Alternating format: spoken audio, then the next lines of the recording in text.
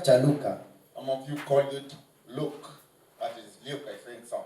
Kitabu cha Luka. Luke chapter number 6. Mlango ni wa 6. And verse number 38. Na haya ni ya 38. Is anybody among us having the Amplified Bible? Kuna mmoja ambaye ako na version ya Amplified. Does anybody, one of us have the Amplified? Oh, yeah. Okay, Rex will be reading for us. Rex atakuwa akitusomea Amplified. So I will read 2 versions. Itasoma tafsiri mbili. Does anybody has a Kiswahili Bible? Kuna mtu ambaye ako na Kiswahili, Biblia ya Kiswahili. A Kiswahili Bible. Biblia ya Kiswahili. Right. Pastor Jan, give a microphone to Steve. Patia Steve. You have a microphone that can reach there. Kinaza sauti ambacho kinaweza kufikia. I will just read fast. Nitasoma tu. Then you will. Alafu nanyi mtafuata. We'll hear in King James. Tutasikia kwa in Amplified. Then Swahili. Do they read fast? Luke chapter 6 verse 38. And the standing behind him at his feet weeping. No. Luke 6:38. Luka. Yes. 6. Yes. Give. Yep. And the gifts will be given to you. Good measure, pressed down, shaken together, and running over. Will they pour into the pouch formed by the bosom of your robe and used as a bag? For with the measure you deal out, with the measure you use when you confer benefits on others, it will be measured back to you. Oh, come on. Thank you. Okay, let's hear the Kiswahili. Wapeni watu vitu, nanyi mtapewa.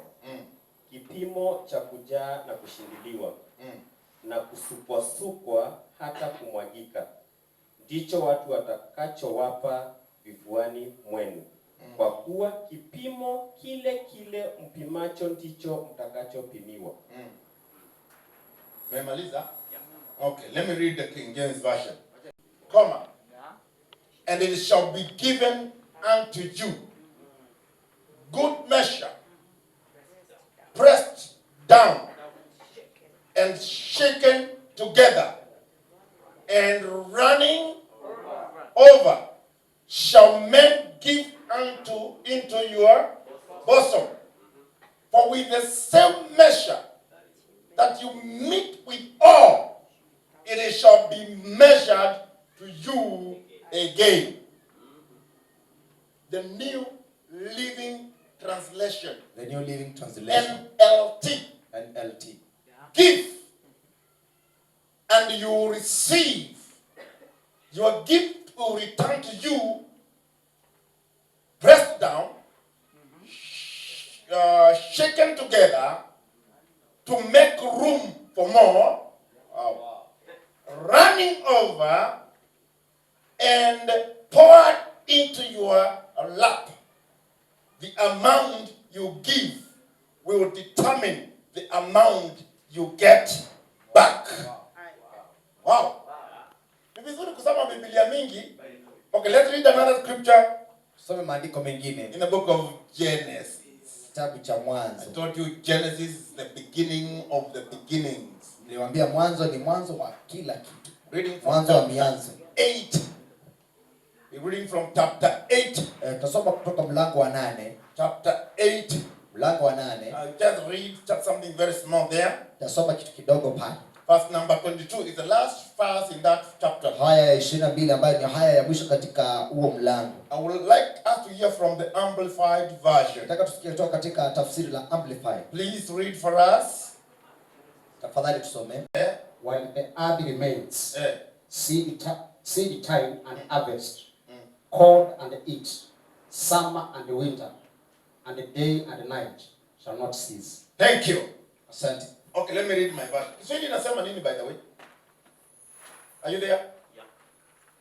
Muda nchi idumupo, majira ya kupanda na ya kuvuna, wakati wa baridi na wakati wa hari, wakati wa kaskazi na kusi, mchana na usiku, havitakoma.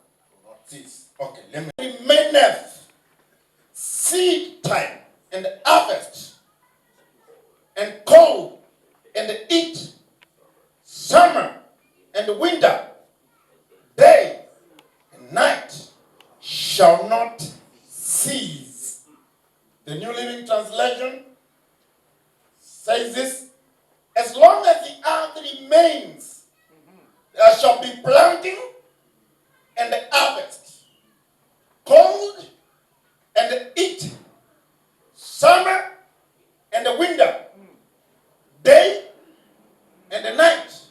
Are you there? Yeah. Okay, so those are some of them. We can read a lot of scriptures about this. I know because of some of people trying to be very strict on theology. I'm talking about the blessing of giving. That is the topic today.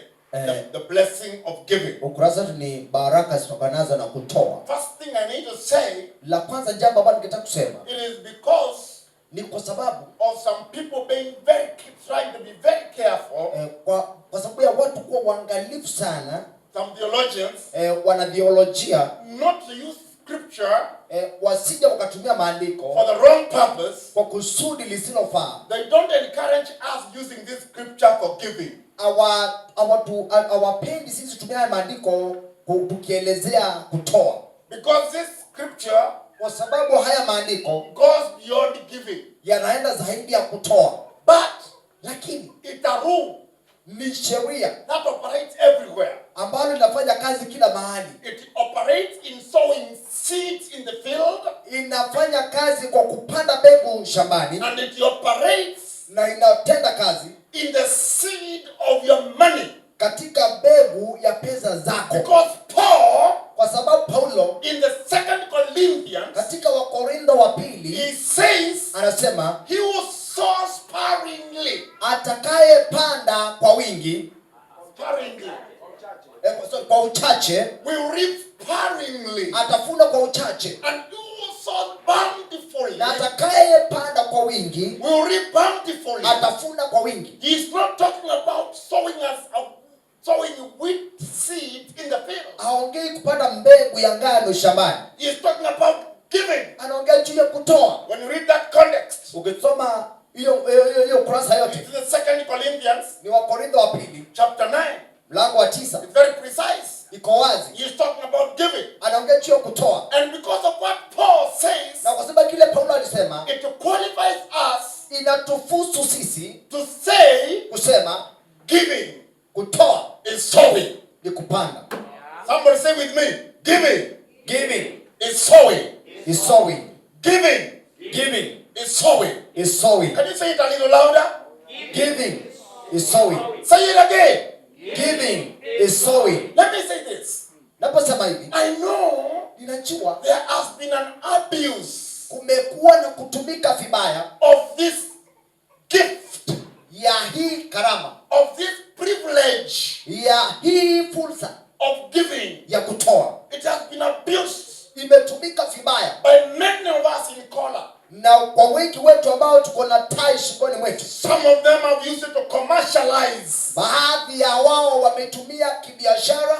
Some of them have used it to please people of their money. Wengine wametumia kunyonya watu pesa zao. I'm very sorry for that.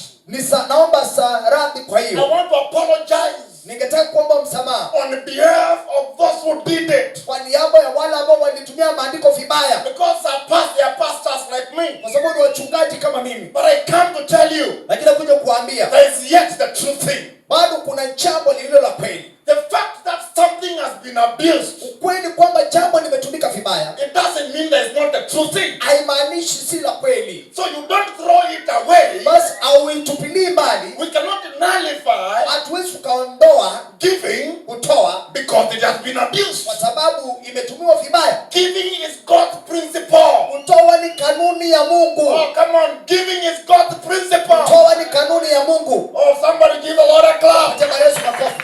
Somebody say, giving is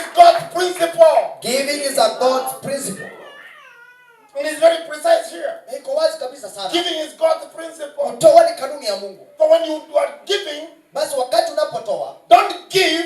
usitoe. Doing good job. Don't give Usitoe because somebody has manipulated you to give. kwa sababu mtu amekushawishi kutoa. Let me go. Now, you those who are writing notes, you can write this Wao down. mnaandika hii. When you give, Wakati unatoa, don't give usitoe because somebody kwa sababu mtu has manipulated you to give. amekutumilia ujanja ili utoe. Are we together? Tuko pamoja? Don't give Usitoe because somebody kwa sababu mtu has manipulated you to give. amekutumilia ujanja ili utoe. That's number one. Hiyo ni jambo la kwanza. Number two, Namba la pili, don't give usije ukatoa because somebody kwa sababu mtu has promised you amekuahidi some gift. karama mahali ama zawadi mahali. Some gift. Zawadi mahali. Toa. Upokee uponyaji wako. That you may receive your healing. I'm not buying healing. Sinunui uponyaji. Oh my God, I know when I tried over this, many pastors are not going to like it. Nikanyanga hapa najua wachungaji wangu But hatapendelea. this is the way we should go, man of Lakini God. ndio njia kipekee ambazo naenda Let's kukupitia. be real. Wacha tu wa ukweli. I don't tell you, Sipaswi kukwambia give toa so that hili I give you this kitambaa. nikupatie hii kitambaa. Hey, God gives his healing free of charge. Karama za Mungu zinapeanwa bure. Yeah, karama za Mungu.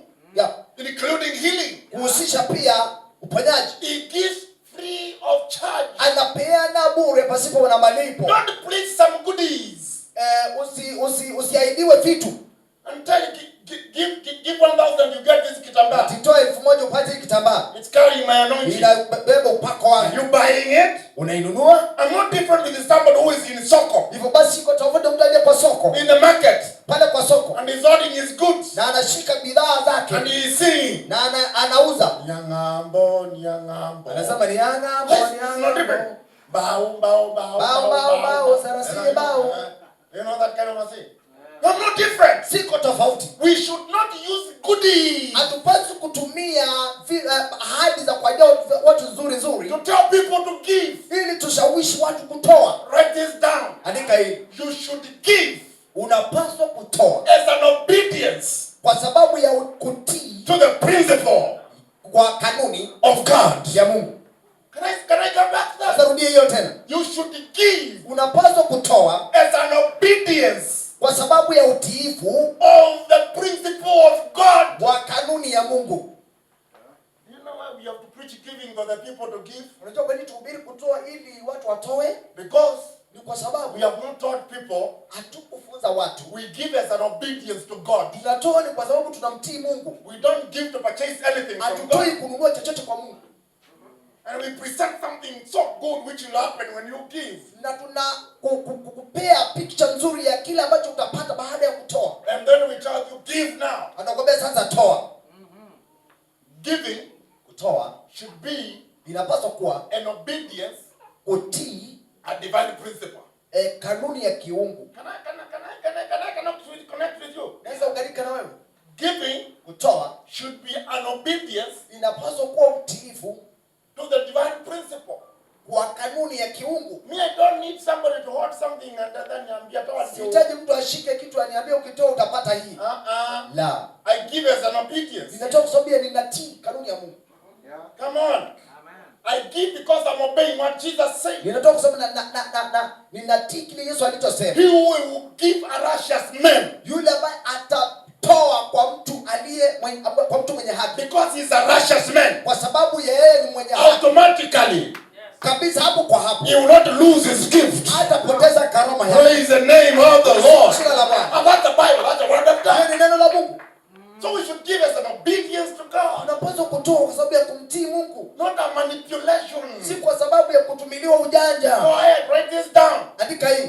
We should not give out of abundance. Hatupaswi kutoa kwa sababu ya wingi. We should give to have abundance. Tunapaswa kutoa tupate wingi. Can I go with you? Sasa na wewe. We should not give.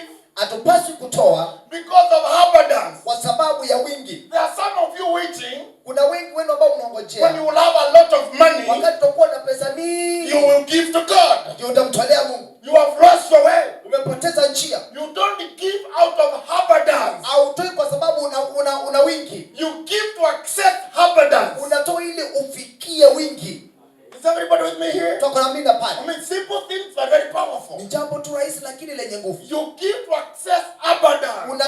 upate cheti cha kukupatia wingi. Are you there? Kwa pale. Why do people sow in the fields? Kwa nini watu wanapanda shambani? Is it because they have so much? Ni kwa sababu wako na mingi? Is it because they have so much? Kwa sababu wako na, Do they sow the excess? wanapanda ile ambayo iko zaidi? Let's go. Twende pamoja. There's a time Kuna wakati in Kenya katika nchi ya Kenya and East Africa there was a very serious na katika famine. Afrika Mashariki kulikuwa na ukame mwingi sana. And in Ukambani it was actually named Na Ukambani ikapatiwa China. Gongwete. Nafa bado nilikuwa nimeshika. Yani I have the money, Nina pesa lakini but there's no food to buy. cha kununua sina. There was money, Niko na pesa but there was no food. lakini hakuna chakula. Because Kwa sababu there was over 2 years no rains. kwa sababu nilikuwa na kama miaka 2 pasipo na mvua. So our agricultural basket had nothing. Basi vikapu zetu za ukulima zilikuwa zimekauka. America had to send us the yellow maize. Marekani ilikuwa itumie mahindi ya kijani. How many were there the other time? Come on, if you are there, we lift up your hand. Yes. Wow, a few of us were here. Well, yeah. Are you here? Are you sure? Okay. Right. We talked over 30 years ago, America. Unajua miaka 30 ambayo imepita. Almost 30 years ago. Yeah, Over 30 years actually. Yeah. Yeah, almost 40. Inaelekea 40, that age. Kuna mtu ametoka. Yeah, 30 years down the line. Around that age, sindio? Kama miaka 30 imepita. Sio karibu. Si juzi. Okay. So America to set down the yellow maize. Hivyo Marekani ilikuwa itumie chakula na mahindi. And there was really a trouble here. Na kulikuwa na shida. And there was a lot of politics. Na kulikuwa na siasa. The yellow maize Yale mahindi ya yellow is the maize they give the elephants. Not the elephants. ni chakula ya farasi. The farasi. Chakula ya farasi. Of the horses. Chakula ya farasi. Which is not true. Basi kweli. By the way, the yellow maize is more nutritious. The yellow maize ndio white maize. Iliyo nzuri kabisa kuliko hata mahindi hii nyingine ambayo tunakula. In America they eat the yellow maize. Marekani wanakula hiyo mahindi. Ataongelea. Come on, you didn't know that. So there was a lot of famine. Basi kulikuwa na ukame. I remember people were queuing. Na kumbuka watu walikuwa wakipiga foleni To buy unga. Wanunue unga. And there was a long queue in the shop where there was unga. Na mahali duka yote iliyokuwa na unga kulikuwa na foleni mrefu sana. And it was an urgency. Na kulikuwa na haja. Emergency. Haja ya haraka. A famine urgency. Haja ya dharura. And then the year that followed. Mwaka uliofuata. Rains came. Mvua ikanyesha. Rains came. Mvua ikanyesha. And I saw people sowing. Na nikaona watu wakipanda. There was very little grain. Kulikuwa na mbegu kidogo sana. But you know what happened? Some Some people took that little. watu wengi walichukua hicho kidogo. They went and sowed. Wakaenda wakapanda. Because they wanted abundance Kwa from sababu the little. wanataka wingi kutokana na The uchache. principle of giving is, Kanuni ya kutoa ni if you want abundance, ukitaka wingi, give the little. toa kidogo ulicho Come on, nacho. give the little. Toa kidogo ulicho nacho. God will take the little. Bwana atachukua kidogo, He will multiply it ataijumulisha because kwa sababu seed time wakati wa mbegu will follow harvest time. hufuatiwa na wakati wa mavuno. give a Lord a good clap. We don't sow out of abundance. Hatupandi kutokana na wingi. Can I give you my little example? Naweza kupatia mfano wangu kidogo. It's a little personal, but let me give it. Ni mfano ni kuhusu maisha yangu, lakini acha nipeane. My example with my wife. Mfano wangu na mke wangu. 2 things have happened this year. Mambo mawili yamefanyika huu mwaka. 2 things. Mambo mawili. 2 main things. Mambo mawili ya muhimu. One, La kwanza, in the month of March, mwezi wa 3 I was preaching in Kaba. nilikuwa nikihubiri Kaba. End of March. Nikimalizia mwezi wa March And pale. we finished the meetings on the 27th. Atukumaliza huu mkutano tarehe 27. Go with me. Enda pamoja nami. Tafadhali nisikize. Listen to me. Listen to me. Okay. Now, Hivyo basi, after 27th, baada ya tarehe 27 when we celebrated my birthday, tuliposherehekea birthday yangu, I was preparing Nilikuwa nikitayarisha. And I had organized Na nilikuwa nimepanga. that on that Monday. Ya kwamba Jumatatu ndio itakayofuata. We go for an holiday to rest. We were very tired. Tuende likizo tukapumzike. We wanted to rest. Tulikuwa tunataka kupumzika. We have been at the pulpit all through. Tulikuwa kwa madhabahu wakati wote. And we are getting fatigued. Na tulikuwa tunapata na ule uchovu. And we are getting abandoned. Na tulikuwa tunaanza kuchoka. So we said with my wife, okay, after on the 27th, kasema baada ya kumaliza mkutano tarehe 27, from 27th to that 1 week we will be out for hiyo wiki tutatoka tuende likizo. To relax. Tuende tupumzike. Because we need to refresh. Kwa sababu tunahitaji kupata nguvu mpya. Otherwise the gospel can be very hurting to you if you are not careful. Ujumbe huu wa habari njema usije ukawa. That fatigue can kill you. Uchovu unaweza kukuua. Or can bring you diseases. Ama kuletea maradhi. So we had planned to go. Na tumejipanga kwenda. And after that, baada ya pale, my sons and my daughters, wana wangu, they gave. Because one of our principles as a family, you know, it's giving. Wakatoa kama vile ilivyo kanuni katika familia yetu. Giving. Kutoa. And they gave. Na wakatoa. And then, basi, when it came to our hands, ilipofika kwa mikono yetu, we held it. Tuliishika. And we calculated. Na tukapiga mahesabu. Being out for an holiday.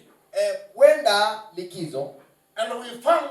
Na tukapata. It was even not a half of what we needed. Haikuwa hata nusu ya kile ambacho tulihitaji. It was not even a half. Haikuwa inatosha. So I looked at it. Basi nikaiangalia. I told my wife.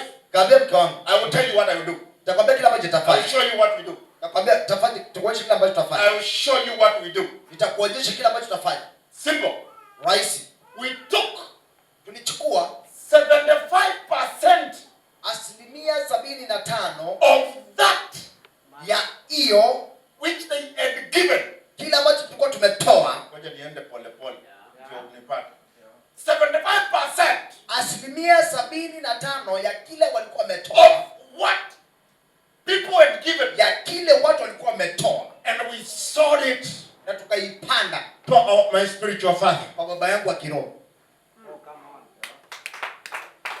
And I literally talked to him. I told him. Na nikamwambia, I wanted to go for my holiday. Nilitaka kwenda likizo. But this is not enough. Lakini nikapata pesa haitoshi. And I have made it a seed. Na nimeifanya mbegu. So that ili I get the abundance. Miongoni nipate wingi.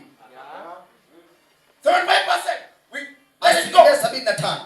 And we released it. Na tukaipeana. And we said we are not going. Na tukasema hakuna likizo tunaenda. Let God take care of us. Mungu na atushughulikie. We continued preaching. Tukaendelea kuhubiri. And weeks following. Na majuma yakifuata pale, doors began opening. Milango ikaanza kufunguka. Actually after 2 weeks. Ukweli kwamba baada ya wiki mbili, we began to regret that we did not go for holiday. Tukaanza kujuta kwa nini hatukwenda holiday. Because kwa sababu people sent money. Watu walituma pesa. Or in one way or the other money came. Ama kwa njia moja ama nyingine pesa zilikuja. We could get something to take us to a full holiday for 7 days. Hata tungepata chochote cha kudumisha katika likizo yetu siku 7. Because the